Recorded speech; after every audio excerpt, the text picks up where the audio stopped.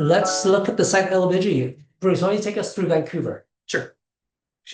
Clicking it. Okay, so this is pretty much the same as it's been for a while, but for those of you who are new, it must be in the R11 zoning. This was previously all the RS zones. They combined them all to that simplification into R11. Consolidation or assembly of sites is not permitted, and really you don't want to assemble sites anyway, because if you're basically going to restrict yourself further if you make 2 or 3 lots into one. It just doesn't make sense. You're going to basically do one project per lot. Yeah, no advantage to a larger site. No, and but subdivision is permitted. This was something that was previously being discouraged by COB, but is now being permitted. So obviously each lot has to meet the minimum criteria. But if you say had a 66-foot lot in Vancouver, you by 120, you could easily subdivide that, assuming it's allowed, into 233 by 120, and then do 4 units on each. Vehicular access to the lane. So this is one that's particular to Vancouver. They still require a lane. If it's located on a corner served by an open or dedicated lane, that's also allowed, or is double fronting. Some people have been asking about corner lots in Vancouver without a lane, and the answer is no. Okay. Site frontage. Again, this has not changed. Minimum frontage is 10 meters or 32.8 feet. Minimum depth is 99.7. This would be for that single building configuration. And if you want that courtyard configuration with 2 buildings, one front and one rear, you need to be at least 33.5 or 109.9 feet. In depth, yeah. And they are very, very picky on this in Vancouver. There's really no opportunity for relaxation. So just be aware that whatever they have in these rules, they're fairly permissive. But if you're off by even 0.1 feet, we've not seen them have any relaxations whatsoever. Mm-hmm. Heritage, so obviously does not contain a heritage designated building, interior or landscape. Please note that heritage, if it's there, will be on title. We're not talking about a building that has character merit. Those are eligible for multiplex still. Floodplain, not in the floodplain.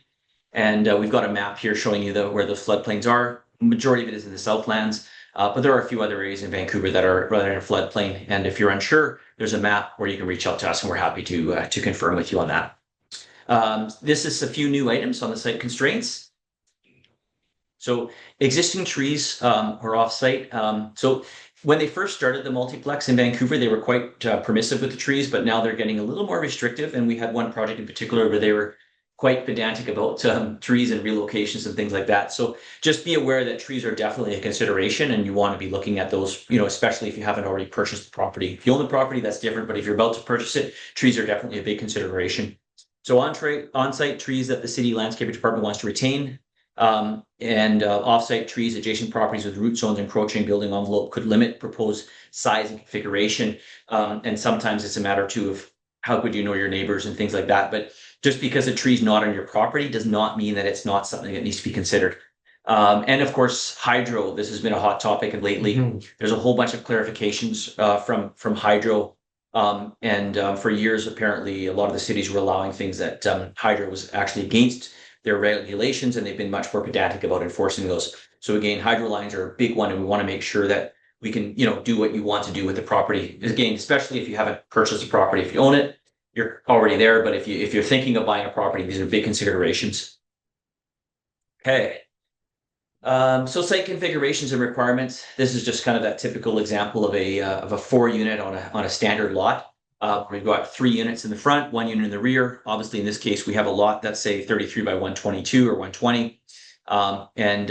We can have with parking in the back. We can have a bike shed. Could have 2 parking. Maybe that PMT, which is a pad-mounted transformer. Oftentimes we're seeing though that with electrical engineering, you can get away without the pad-mounted transformer, but usually it's best in the preliminary design to allow for it. And then if you get lucky, you don't need it, that's great.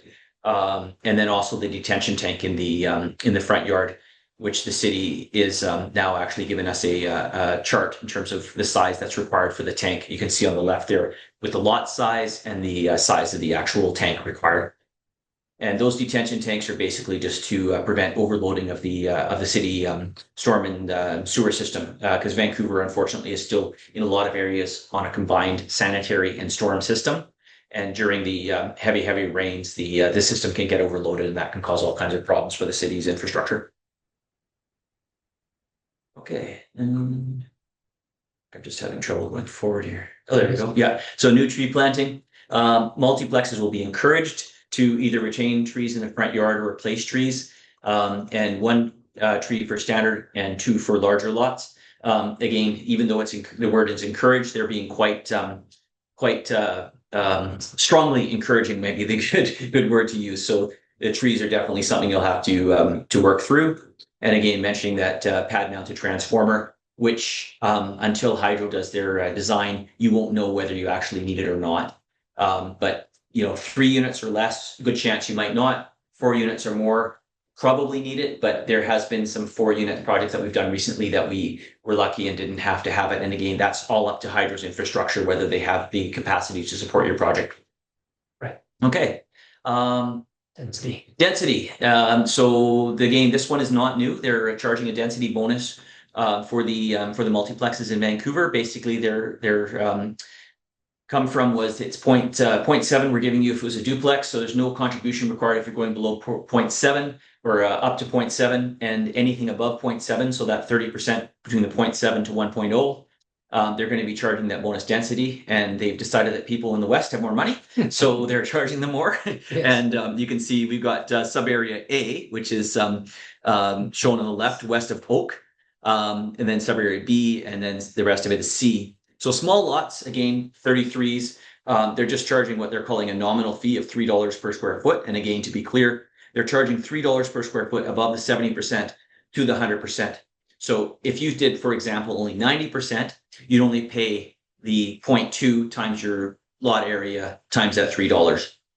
Bigger lots, they're charging more. You can see that, at the high end in area A, they are charging $140 per square foot above that 70%. And we've seen some very hefty fees. I think we have one right now, which is almost $400,000. That being said, $140 a square foot, sellable real estate in Vancouver, probably minimum, on the west side, minimum $1,200, depending on where it is, could be a lot more. So, the $140 a square foot usually makes sense. There is 2 alternative ways to not pay the density fee, which I'll jump into. And that's a single below market home ownership option. However, we actually haven't seen anyone do this yet. So I think that it probably doesn't seem to make economic sense, as we just start seeing people do it. And keep in mind that they're not allowing you to do any ultra small units. They're supposed to be kind of family friendly. So if you say the average unit was 800 square feet, or minimum size was 800 square feet, then you'd be giving up 400 square feet of sellable area at say 1,200. That's almost $500,000. So in most cases, I don't believe that this is going to be an option that people are using. Could be wrong. Let's see what happens. But again, I don't think anyone. Have you heard of anyone doing it? No, because the basic math to this is they're saying that if you sell one of your units at below market, which is 50% or less, then you don't have to pay the fees. Now, realtors out there do the math for me, right? Half of a unit in Vancouver is still much more than this DCC fee. So I'd pay the DCC fee. Yeah. And the other option is the secured rental, which does give you access to the CMHC, I think MLI Select funding program. Again, we've run some scenarios for people, and it just doesn't seem to make sense. Just with the price of real estate in Vancouver, you probably would need to be something like 50% equity into a project like this to have it cash flow. Again, there might be people who want to do that, but we're just not seeing a lot of it. So we're seeing them, so far everyone that we've seen is just paying the bonus density fee. Okay, so restricted zones. So RT7, RT9, and of course for Shaughnessy. So this is a bit of an update for those who haven't been following it. When R11 came out, Multiplex, it was only for R11 zones. Recently, probably maybe 6-8 months ago, they said, okay, RT7, RT9, and First Shaughnessy District can also do a form of multiplex. Okay, so basically, they're allowing it here with a few extra restrictions, especially in FSD. So 3 to 4 units, similar to the kind of the R11 zoning requirements, and the character retention is not required. density and floor space ratio. So RT7 and RT9, they're giving you the same as the R11, which is 1.0. And a few specific exclusions for mechanical interior stairwells, a little bit different than the other zoning. And FSD, though, however, is capped at 0.5. And most people are aware that all of the FSD lots are generally very large lots, which maybe is why they decided to cap it at a lower FSR. And then there's a couple options. All units 4 to 8 are secured as residential tenure, except that one dwelling unit may be occupied by an owner, or all 4 to 6 units where at least one unit is developed at below market home ownership unit. So they're not charging in the FSD, they're not charging the bonus density fee, obviously, because they're under 0.7, but they've got a couple of restrictions there. Similar kind of restrictions, limited to 3-story, except parking must be provided at grade level. And if developing with single family or 2-family duplex in zoning areas, the character retention may apply. Demolishing a character home may limit density or stratification, and retaining a character home that can allow a bonus floor area for extra units. And more design review and heritage evaluation for anyone who's gone through the FSD design process. It's very long and arduous process. So just be aware of that. It's usually best for those specific ones to, if you need more detail, reach out to us and we can kind of give you a better assessment. FSD is still fairly complicated to get through. Yeah, we recently did one. It's a heritage home, complete reno, complete gut, and we had to deal with First Nazi district, the most restrictive district in there. So it's possible, just a lot of things to deal with. Now, why they're so, I guess, sensitive about this, the character and all that stuff, is because RT9, RT7, and First Nazi traditionally have been where a lot of the heritage homes are. So they want to still preserve that, right? It's not like the R11 where most of it were the RS zones, and there's not much character and stuff. So that's why it's a little bit more tricky. And of course, there's a whole bunch of exemptions. So properties protected under the Heritage Conservation Act aren't eligible to designate heritage, and all those ones, some large lots and a few other ones there. So, okay. And streamlined permit processing for multiplex projects. Vancouver likes to change their rules and regulations every other week. So the new one is that they're come up with a streamlined permitting process.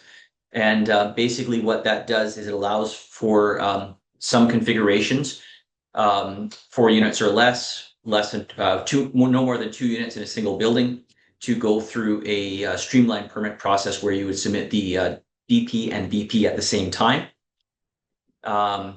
And so it's going to be faster, more predictable processing expected and tailored to meet the needs of the project. Our experience has not been this so far. They've actually made a mistake on one of the applications we just did, but hopefully they get into the rhythm of it and get everything working well. So less documentation required overall, and the fees are estimated up front, which is really nice. And I think there's another page where you have a few estimated fees. Only applies if the site is R11, RT7, RT9 zone. And again, the project has exactly 3 to 4 units split across. The main thing is no more than 2 units in a single building. That being said, it may still make sense to apply for the DP separately. You can get the package ready sooner, and then you get the benefit of having any feedback from the city if there is any major changes that the city is requiring. I think the longer this has been running, the more predictable it's going to be, and maybe eventually they were even talking about getting rid of the whole DP application process for the multiplex, but probably that's not going to happen in the near future. Okay. And here's just an estimate showing the fees that you can get online. I would say this is one benefit of this kind of expedited process, although time-wise, you can submit both permits together, which is nice. But one great benefit here is for all of our realtor partners. You can actually, if your project falls into that criteria, you can actually go through this website, punch in a bunch of stuff, and then it'll spit up an estimate soft cost for you, what their fees will be, including DCCs, permit fees, all of that stuff. So at least now you can tell your clients, hey, it's going to be roughly this much. So that's the nice thing about this newer process here. Yeah, thank you.